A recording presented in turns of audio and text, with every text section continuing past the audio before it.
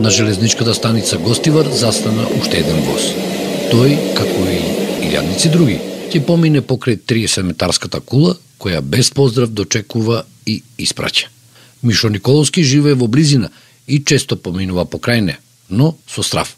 Секојдневно го гледа распаѓањето на објектот, што некогаш бил гордост на железницата. Абе, ризично е ова, дури тоа дрвата, ако им паднат, Бога ми, овие комшите тука, им пријавиле, тие дојдоа пред 2 години месечни, тоа го извадија керамидата, она паднат, Бога ми, а керамиди паја.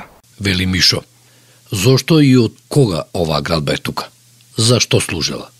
Го запознав и књазе Николовски. Живее во близина на станицата. Веќе е во 8-та деценија од животот и свежо памети дека до кулата застанувал малото Вовче, популарниот Чиро. Па ја памтам, Бога ми. Па тога служеше за вода за парните машини. Тога работеа, возот работеше на пареа. И останат од тогаш така. Од тука зема вода за машините. И таму долу како е носеа, не знам. Оваа висока кула е резервоар за вода, водонапојник. Изграден 6 години по Втората светска војна, била клучна постојка за безпрекорно одвивање на железничкиот сообраќај од Скопје до Охрид. Денес е руина во сопственост на македонската железница инфраструктура. Низ архивите за пругата допрев до заборавена историја и ретки фотографии. Таа се користела до укинувањето на стариот воз и теснолиниската пруга. Во текстот, објавен на Македонска архитектура, стои: во 1966 година е одржан референдум за укинување на комплексниот погон Гостивар и ликвидација на теснолинејката. Последниот воз од Охрид кон Гостивар тргнал во мај 1966 година. Потоа пругата е демонтирана. Под жолтеникавата фасада која се рони, ѕиркаат тулите од кои е изградена.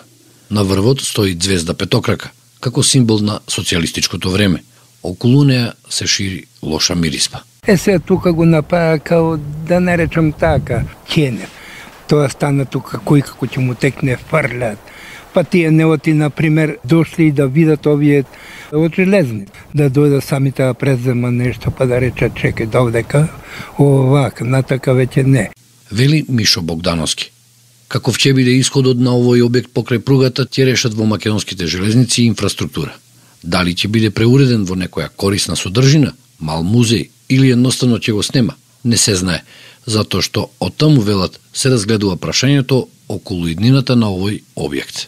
А до тогаш водостаницата ќе ја разгорува љубопитноста на малкуте патници во возовите, кои сигурно ќе се прашаат што е овој руиниран објект.